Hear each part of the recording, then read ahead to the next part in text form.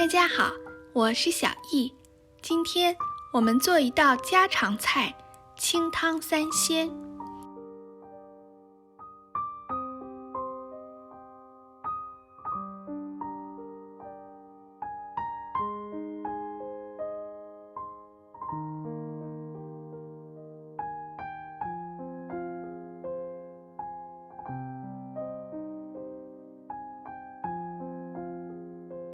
西红柿切成丝，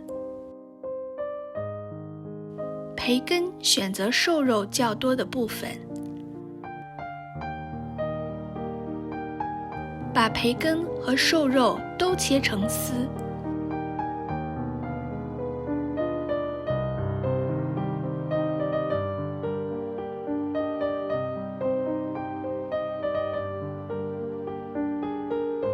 鸡蛋摊成蛋饼，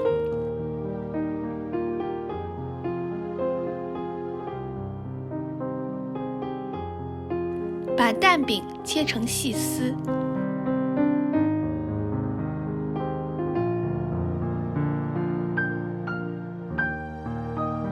热锅热油，加入肉丝，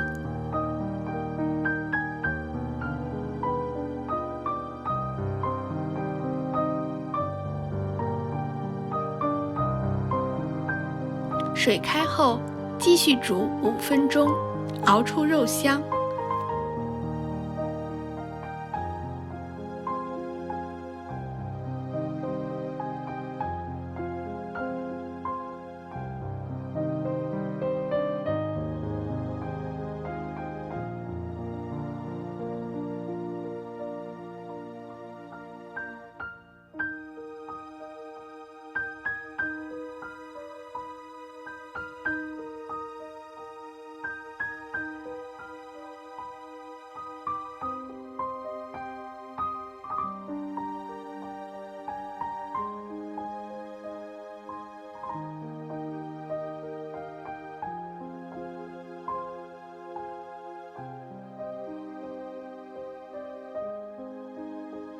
这就是今天的清汤三鲜，食材很常见，做法也简单，味道却很鲜美，您也试试吧。